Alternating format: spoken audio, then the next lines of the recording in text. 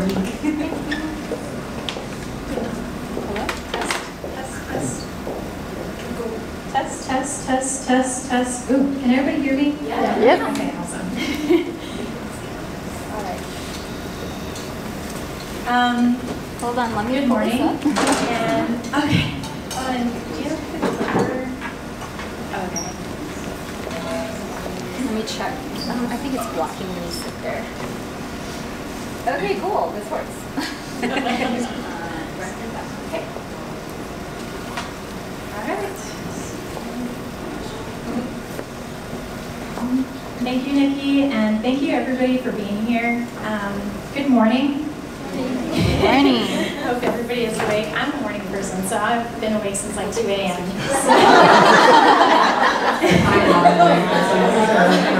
Yeah, I'm like fully awake. This is midday for me. So, thank you for joining us as we embark on a journey into the captivating realm of Reverie. But before we begin, I invite you to indulge in a moment of imagination. So, if everybody can close their eyes just for a moment, please, everyone, and let your distractions around you go for just a moment. Let your mind wander freely. Imagine a world where reality melts away, and the boundaries between what's real and what's not real blur. In this realm, our daily routine loosens its grip, and the power of imagination takes flight.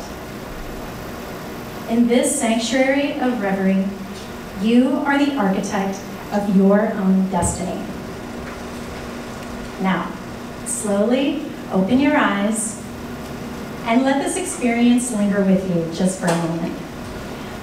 As we embark on this presentation, I want us to carry this force of reverie as a reminder that our imaginations have the power to open up new realms of thought, innovation, and profound human connection. So, welcome to the enchanting world of reverie. This is our story. So like Nikki said, our bakery opened September of 2013. We are located in Richardson on the southeast corner of Point and Campbell. We are 100% vegan, and about 50% of our items are also gluten-free. Yeah. Also, I'm Nancy, and this is Racene. Yeah. All right. So here we are. We have an amazing team. We could not do it without them. And this isn't everyone on the team. We got who was that day. But we're about 20 people in total now. Uh-huh. And like Racene said, we wouldn't be here without them. So Definitely not. all the recipes, in the very beginning we started, but I think as we got new people, everyone kind of just started throwing in some of their ideas. Mm-hmm. And now we have recipes from several amazing pastry chefs that work on our team. So it's pretty incredible. All right, Nancy. Okay, so this is my story. I'm from Laredo, Texas. I put a map of it because everyone always thinks it's at Busso, but it's not. It's down here on the south. I grew up on the border. I was born and raised in Laredo. And I grew up in a pretty traditional family. My parents really wanted me to, be a good student, and they immigrated to the United States with hopes that I would, just become something really great. I don't think they pictured this journey, but we'll get to that later. They enrolled me in things like cheerleading and public speaking, and I became like a really good performer when I was a kid. And it was fine until I reached high school and kind of started getting bullied a little bit.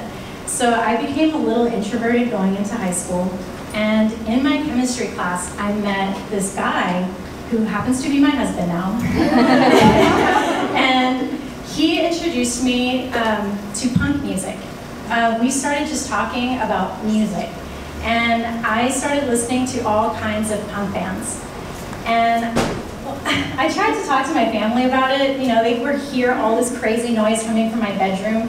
And they're like, what are you listening to? I'm like, it's punk, Mom, it's punk music. And I started hanging out with kids from all over the place, San Antonio, from Monterrey, New Mexico, like everywhere.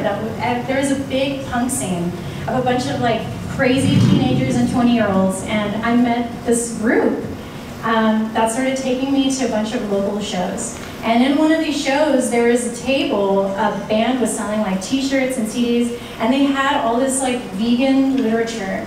And I was hooked. I picked up like a little pamphlet about veganism, and I took it home, and I think like within a week of reading all this stuff, I became vegan. And I remember it was the day before Thanksgiving, and I told my mom, and I was 15, and she was pissed. She was so mad. She was like, she's like, ¿qué es esto? I don't know, what is this? And I was like, I'm going vegan, Mom. And she's like, tomorrow's Thanksgiving. I don't know what you're gonna eat. So I became vegan, and in Laredo, there is nothing, nothing vegan. We cook with lentils and beans and all kinds of rices, so I just adjusted with what I had. And this was back in 2001, so vegan wasn't really a mainstream thing.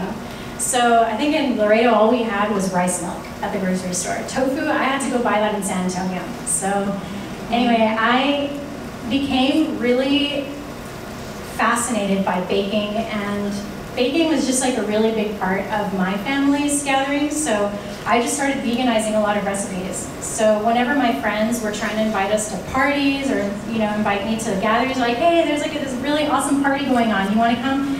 I was really into my punk scene, and I was like, no, I can't. I have to veganize this chocolate chip cookie recipe because I'm going to be selling it in a punk show.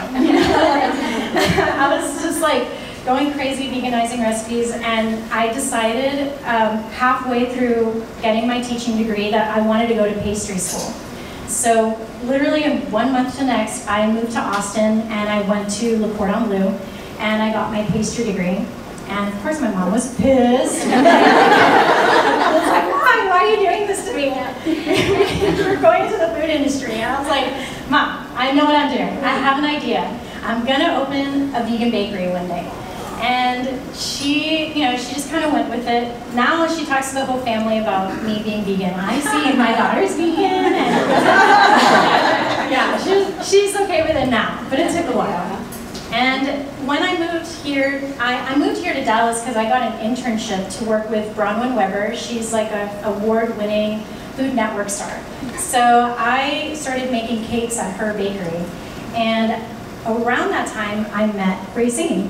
And I met her in a potluck, and I took a vegan chocolate cream pie, and Racene is like a ray of sunshine. She walked into the room and was like, oh my God, I heard somebody brought a chocolate cream pie, and we just started talking, and I think in just like 5 years, we just decided, let's open a bakery together.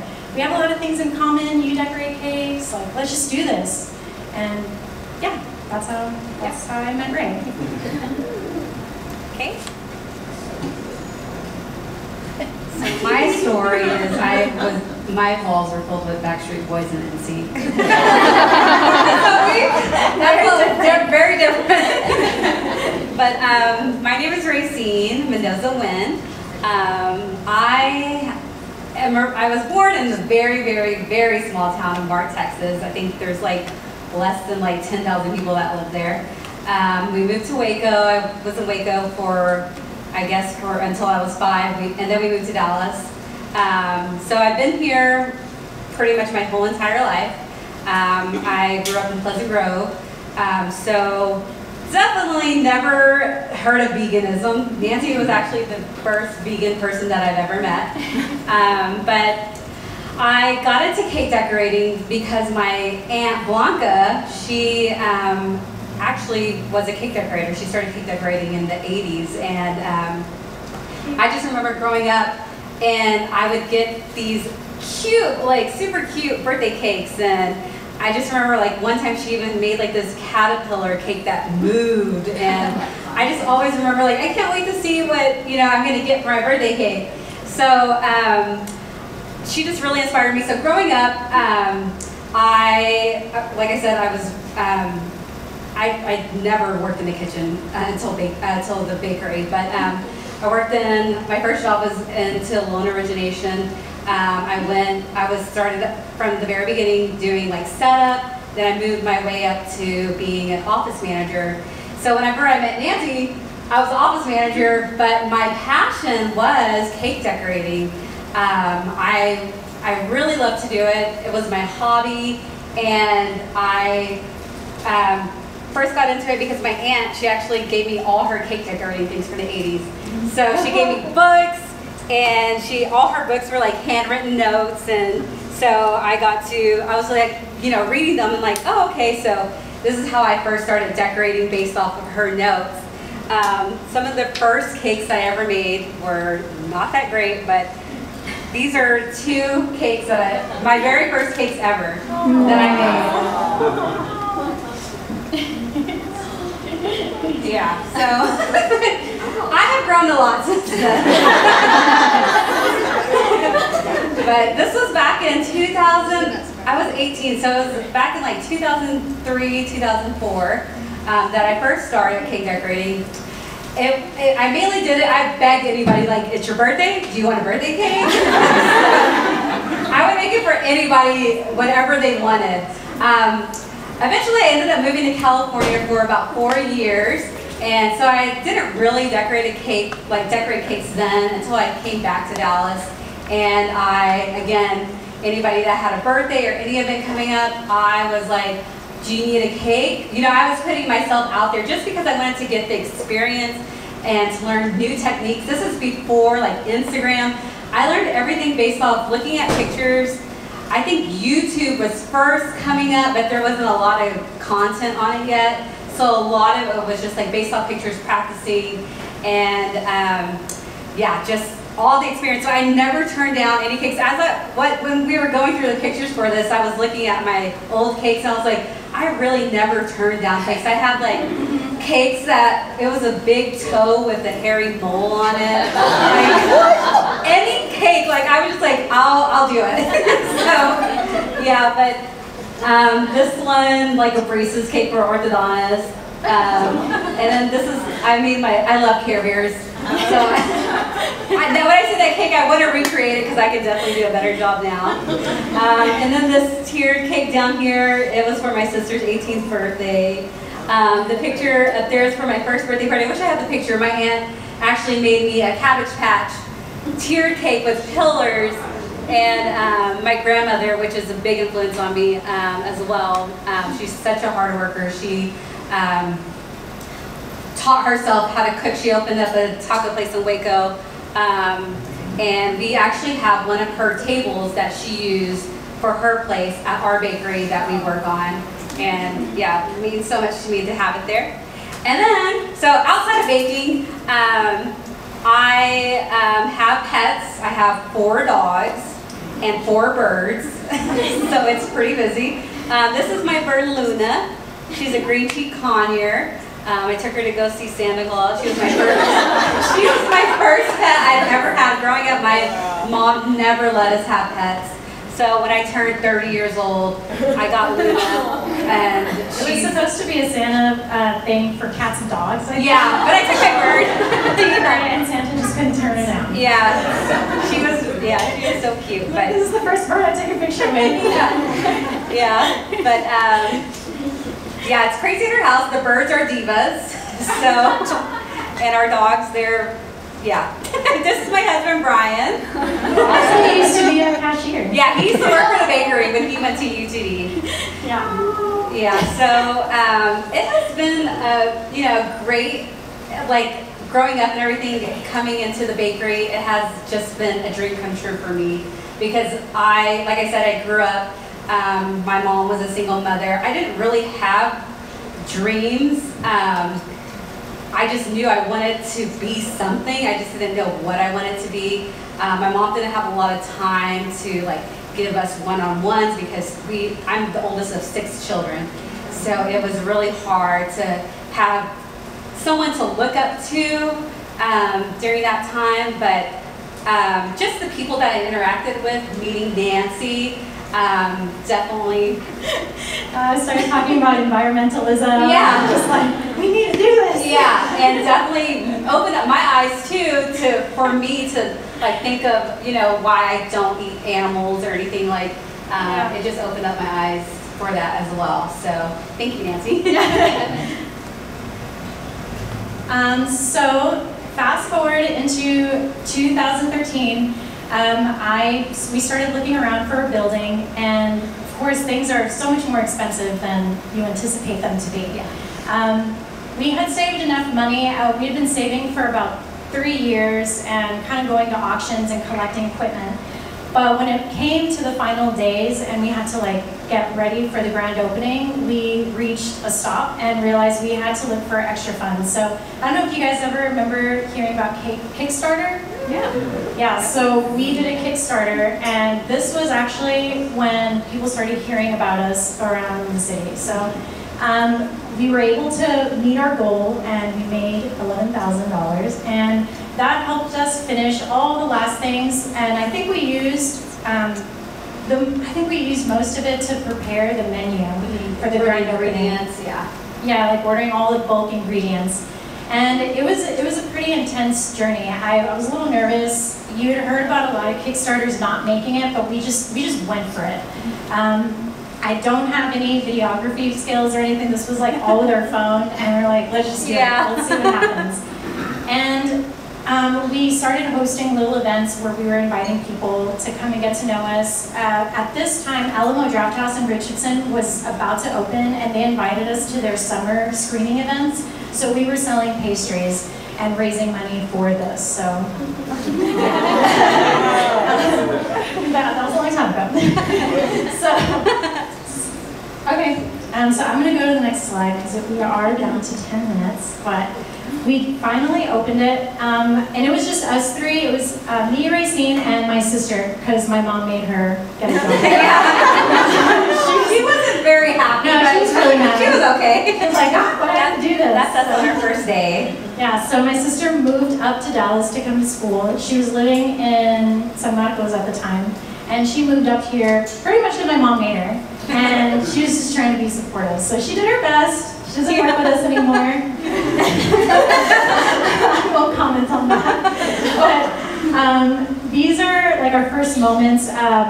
We didn't anticipate there to be a line when we first opened. We were really nervous about it, and we ended up selling out on the first day. So I think, I was like, are people even going to show up? But we had a line. Yeah, we had a line, and it was pretty incredible. And within the first 2 years, our team started growing so fast because the orders just started coming in. And by the time we knew it, we were 10 people, then we were 15. And now we're at 20. So, oh look, there's Brian. That's Racene's husband on the very end. Oh, over there.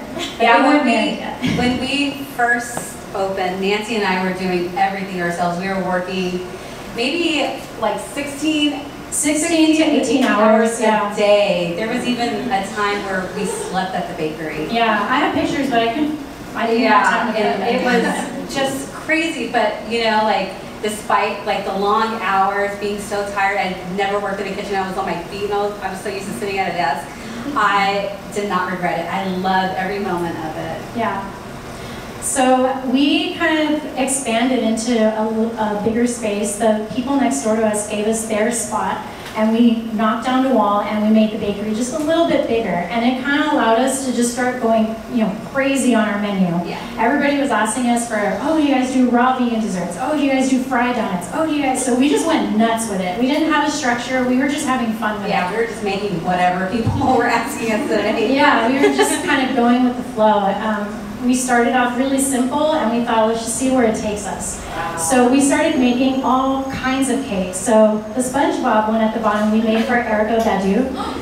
She ordered her kids' cakes from us Yeah. And her birthday cakes, we actually got to take it to her concerts for her. And deliver it to her house, which is amazing. We did, I don't know if you guys know the Smiths, we made Morrissey's like birthday cupcakes too. So it's pretty cool, like when we get to do like fun stuff like that. So in a similar sense, we just started going crazy with cake designs. Again, saying saying yes to every single type of order that we can do it. We can do this for tomorrow. We were just going crazy. And then at the same time, we started getting a lot of customers that had very similar beliefs to me, where they were very into like political movements and current events, and it really pushed us to do something more than just desserts. And I think that's where we started realizing, and this was in about 2017, 18, where we really paused and started paying attention to what was going around us. Like we were just hustling and hustling in the bakery. But when customers started ordering things like this from us, like, okay, fine, it's just $4.20, but like there was big things going on, you know, around these topics. And then we had Pride Month, you know, and then we had the elections, and we had Black Lives Matter. Like we had so many things going on all at once that our customers were ordering from us that gave us a chance to read about and educate ourselves about. And we just thought, you know what, let's just go with it, because I believe in this. Let's take a chance to use our desserts for a bigger voice, right? Like you want to be a part of these movements. So that was kind of cool. We didn't anticipate any of that to happen. People started inviting us to events, so we started doing Veggie Fair, EarthX, you know, they were inviting us, and it was insane. Like there was just so much going on. Like these 18-hour shifts were no joke. Like we were just go, like all the time. But I think the events were really fun because we got to interact a lot with our customers. I just know, like, after doing Veggie Fair and everything, I had no voice because I was talking to every single person that came into our line. Yeah. But it was a lot of fun for us. It was hard work, but a lot of fun. Yeah, and it paid off because, you know, we started getting recognized for it. And that's what made us, you know, stop and look at what we were doing. Like, okay, we're going the right direction. You know, people are paying attention and we're winning awards, and we're a vegan bakery, and there's still people that were very against what we were doing and saying, but we just went with it. We're like, who cares?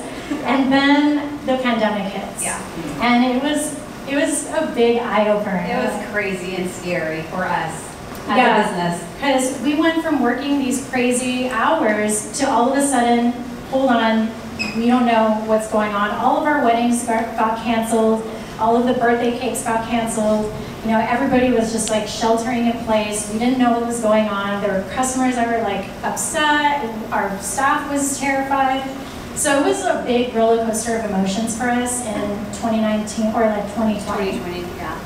So in that exact time, we had just signed a lease to get a bigger space. And I was like, oh my. We didn't know what to do. Yeah. Because we were like, the state of the world, what's going to happen, what's coronavirus. Other businesses were shutting down. Yeah. And here we are trying to expand into a bigger spot. So we just went with it. Thankfully, the landlord was working with us. But what was supposed to only take like 4 months of construction ended up taking 1.5 years. Yeah. So we were paying lease for like 2 spots with very minimal sales. Yeah, it was intense. There was a lot in the air. Yeah. So we kind of just went with it. We were paying attention to everything in the news. We saw how everyone else was just trying to adapt. And that's pretty much that's all we could do. And now looking back, I'm really, really grateful that we got the chance to learn from that experience. I'm not saying, thank goodness the pandemic happened. I'm just saying, like, we did learn from such a gigantic challenge. Yeah, it gave us a chance to slow down because we were going at such a speed where 2020 was going to be our biggest year that we had ever had. But when the coronavirus happened, everything stopped. And so Nancy and I were working almost every single day. Mm-hmm. So when the pandemic happened, we kind of slowed down and we were like, we don't need to be open this many days a week. Yeah. And why are we doing this to ourselves? We were so tired. Yeah, we were really tired. And so we just kind of started to scale back a little. We're like, no, let's just open 5 days a week. Let's just give our staff some time to rest. Let's rest ourselves and just kind of gather, you know, let's get back to the drawing board. Yeah. So we just started having fun, sort of, with the pandemic. And we just started making treats around it, but it was hard because ingredients were all back ordered. So we were running around like Whole Foods and Sprouts looking for ingredients because none of our suppliers had anything. It was so bad, it was so crazy. But you know, we kind of tried to just get creative with what we could come up with. So you know, there were a lot of kids that had to stay home, and a lot of parents were asking us for advice. Do you have anything? I was like, I'm not a parent, I don't know. Yeah. But, you know, we have these cookie packs. Like, you can take this. Yeah, we started doing the cookie packs for people to decorate with their children, just something for them to do. Yeah, so even though it did take us a little bit to slow down, like we were just rushing, it did give us a chance to evaluate and pivot and just change like what we originally thought, like, oh, we can do it all. Like, we realized we just can't do it all. You have to find a way to pick out the strengths of your business or of your idea or of your dream and run with that. And be willing to let go of those things. Like, it was so hard for us to let go. Yeah, it was very hard. Yeah. We used to do, like I said, we had like the custom cakes, and we stopped making custom cakes. And custom cakes were like one of my favorite things ever. And when we decided not to continue with them, it was really hard for me to agree. Like, me and Anthony both make the decisions together. Mm-hmm. So it took a lot for me to say, okay, I can step away, because I was working sometimes till midnight finishing custom cakes. And it was intense, and then it was still up in the air. Like, we had a lot of custom cakes getting scheduled, but things were still getting canceled. So we were losing a lot of money from doing that. So we decided we just have to take them off. There's just no way we can survive this. It's just not consistent enough. And I hope that, you know, it can kind of allow you to see that sometimes you have to make those sacrifices. You start off with something that's your passion, and I know it was Racene's passion to do cakes, but you have to let it go. Sometimes it's just not working, and it's okay, because there's sometimes better opportunities that you don't see at that moment yet. But if you give that chance to change your dream a little bit, you know, new opportunities and new people and new things can come your way, but you have to allow it to get there. So we changed that, and then we took off a lot of things from our menu. We took off raw vegan desserts because the ingredients were just impossible to find for us. And custom cakes were gone. And we kind of just started streamlining. Like, we kind of started looking at what other successful businesses were doing and started learning from that. Like, who were the ones that made it through the pandemic, and who were the ones that were still growing. So they were kind of like our role models. We looked up to a lot of, you know, big franchises and big, you know, companies that were coming up with these cool ideas. So if you ever feel lost, like, look at those people. Look at the people that have gotten through those obstacles. Not just the people that are doing good right now, the one-hit wonders, you know. Yeah. Like, look at the people that have the history and take some, like, learning cues from them and be willing to change, like we said. So, yeah, just being recognized. We won Best of Big D last year. We were featured on WFAA. We showcased our cartoon cake that we make. So we do make some custom cakes, but yeah, I have to like control Racene. I'm like, you can't do this anymore. Yeah, this is some of the ones that we can make, but we have like some custom cakes. Yeah, and this was like spur of the moment. They did this, and I came in the morning. I was like, "What's this?" And she's like, "It's a cartoon cake." And I was like, "Let me take a video of it." And then they reached out to us and like, "You want to be on the news?" Yeah. And I was like, "Oh, okay." And it happened within like 2 days. We're like, "Okay." It was so fast. So we just went with it, had fun with it, and here we are today. I don't know where we're going to go from here, but I do know that I'm not afraid of change anymore. I know that I'm not afraid of obstacles anymore. I feel like we made it through the pandemic. We can get anything. Bring it on. We can do it. Yeah. Batteries, no big deal. We can do it. I don't care. So I hope that this has kind of helped you all see that everybody's dreams are very different, but they're not perfect. You know, the obstacles, they're always going to be there, always. Don't be afraid to speak your mind, because maybe you're helping somebody by using your creation, your business, you know, your voice to speak for somebody else too.